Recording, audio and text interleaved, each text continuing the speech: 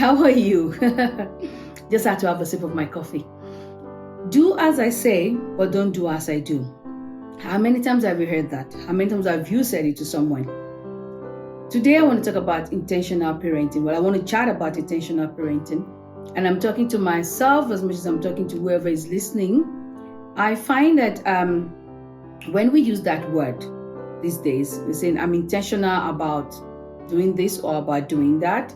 I'm intentional about developing that relationship, about developing myself, whatever it is. But are we intentional about parenting? Or do we just flow with it and we're parenting? Because, these kids don't come with, a workbook. But I find that I have been slack. I am lacking in certain things when it comes to how I'm parenting my child. And I'm saying that not because I'm a bad mom. I don't think I'm a bad mom, but because I've noticed some things and I realize that as much as I'm blaming her, it's actually my fault. It actually the buck has to start and stop with me.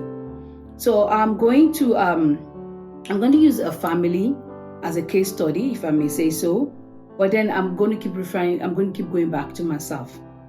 When I'm in church and I hear my pastor say things like, my kids are reading the New Testament or they're reading a certain book in the Bible, I'm always like, oh my word, I don't know how I'm going to sit down and have Bible study with my child, because I keep thinking she's too young, but really she's not.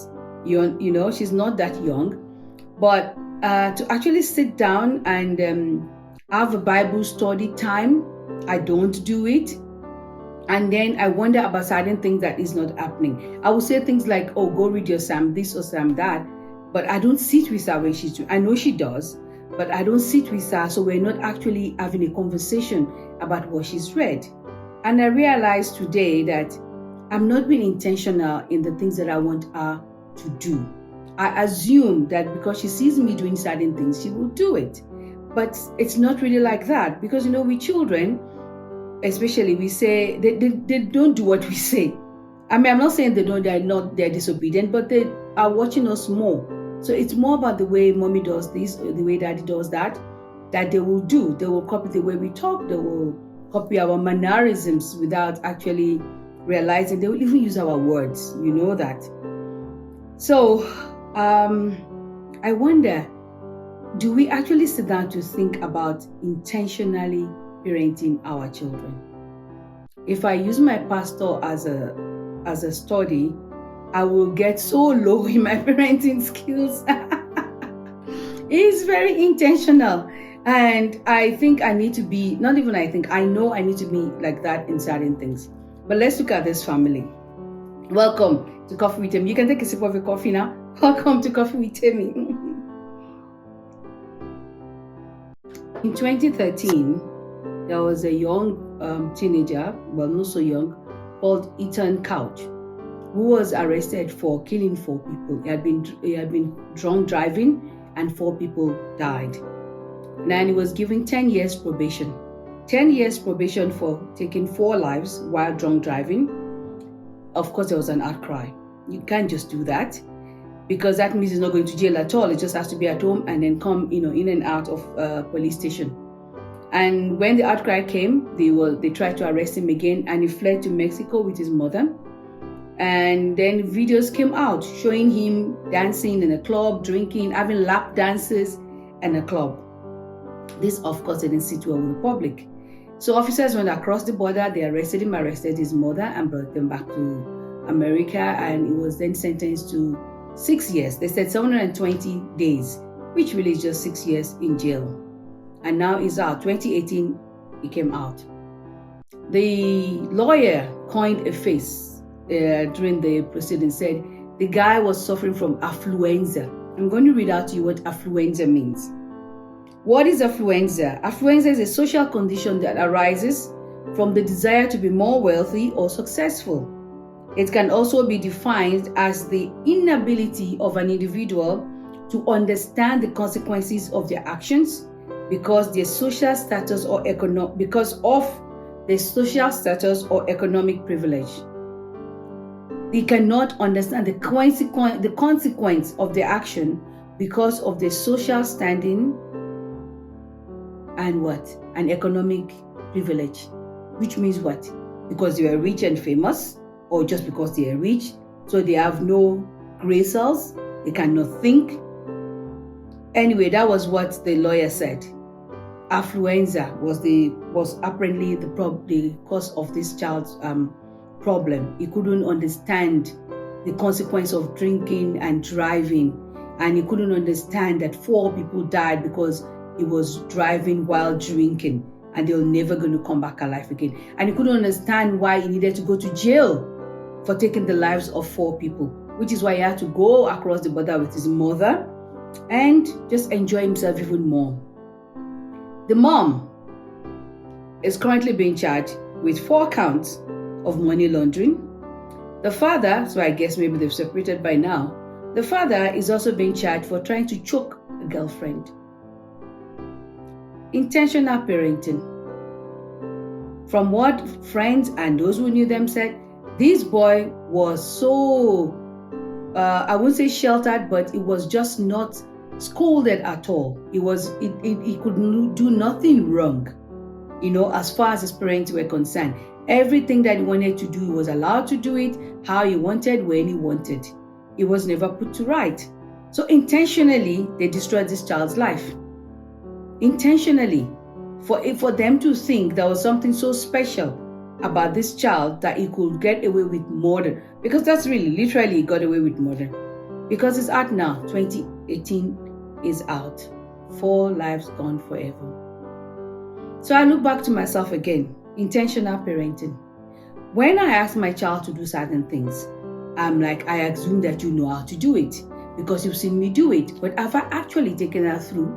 Not just saying to her, do this, but why you should do it in this way, why you should do it when I say you should do it. You know how children these days are? I'm coming, mom, I'll do it. But they want to do it at their own time. But that time is not my own time. But when we tell our kids to do things or not to do things, do we tell them the why? I know when I was growing up, why is not a word that I would use with my parent. I didn't question anything that they said. Even when I grew up to the age where I could question it, I questioned it in my head, because the back of the hand will come straight at me. And I cannot blame them too much, because that's the way they also grew up. The adult said something and that's it. It's gospel truth. You just have to take it like that and do it. But are we intentional in what we're teaching our kids? I see behaviors. If you watch my last video, I talked about kids who are so cruel, they're actually false, and they know they're falsely accusing their teachers of sexual misconduct, which are not up. They're deliberately ruining lives of families. They're doing it deliberately. But have these children been taught? Is there anything about compassion in the family? When the child has done something wrong and the child is corrected, is the child even corrected?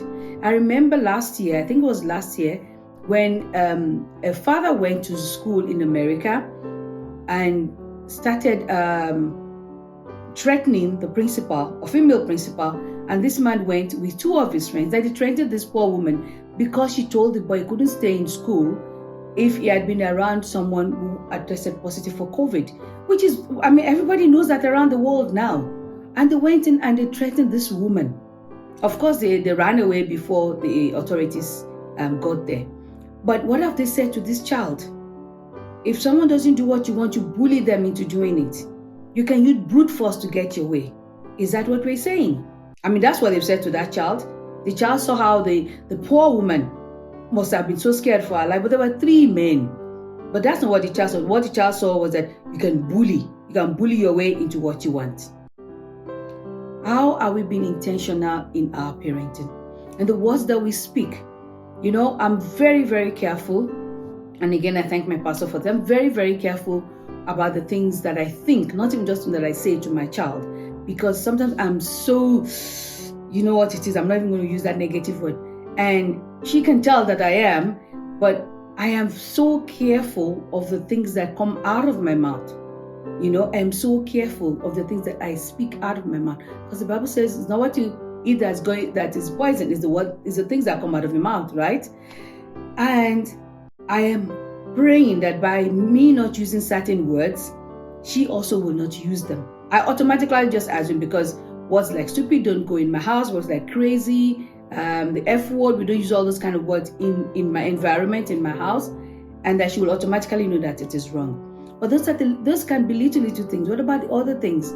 How you treat your friend, the things you say about people when they're not there, the things that you laugh at.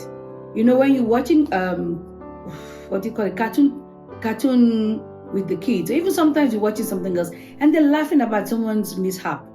And I'm realizing more and more these days that even the things that I probably have laughed at when I was young, it's not that funny when you realize that kids these days, it's almost like they cannot differentiate between reality and what they watch on TV.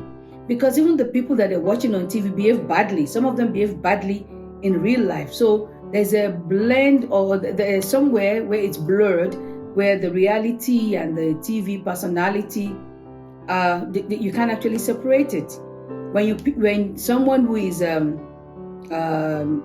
celebrity YouTuber, for example, is then caught doing the rioting, also in the store, destroying things, but of course, what did he say afterwards? Oh no, he was filming it. He was documenting what was happening. But that wasn't what the police said when they caught him. What are we saying? How, in what way are we intentionally parenting our children into the right way? Again, I'm going to say what I said last week. The Bible tells us to train up our child in the way they should go, so that when they're old, they will not depart from it. If I want my child to be the kind of responsible adult, the kind of adult that is kind, that is compassionate, the kind of adult that becomes a leader, and a good one, because you can lead in a bad way, I have to be intentional in what I say to her.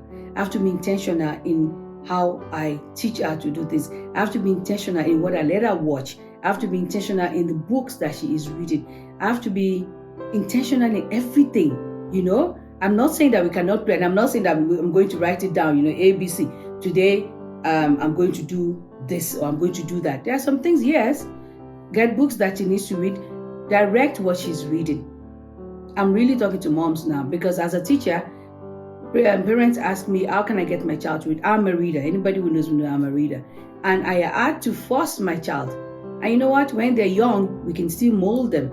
They're still the clay that we can mold into the direction we want them to go. So I had to mold it. I have to say, this is what you're going to read. I don't like these books. These are the books you're going to read. And direct her. And now she's beginning to find, I like this kind of books. I don't like this kind of books. And I'm happy to see some of the books that I didn't like, she also doesn't like them. So we've got to be intentional. If we can sit down and ponder about what school do we want our child to go to, then we should also see about what kind of friends we want our child to have. What kind of environment do we want our child to be in? If my teenager is if all my teenagers' friends are smoking and are drinking to their parents' knowledge, and I want to believe that my child is not trying it out, I'm kidding myself. You know that, because my child might not do it while I'm there, but if I'm not there and everybody in the circle of friends are drinking or smoking, your child is trying it out. There is no ifs, buts about it. They will tell you the right things when you see them, when you question them, but they're trying it out. So, like I said, I'm talking to myself as much as I'm talking to other moms there. If you don't want our child to be bullies, because not just a question of your child being a bully, being bullied. Your child can be a bully. You also must not be a bully. You also must not be a bully. So, I guess I rambled a bit. You forgive me. It's just heavy on my mind today, and I thought I need to get this out. Maybe there's a mom out there that's also struggling like I am struggling. And let's be intentional in our parenting. Let's be intentional to be there for our children. Not in an abstract way, but in a very physical way, that they know who the parent is. It's been Coffee with Temi. Okay. See you next week. Bye for now.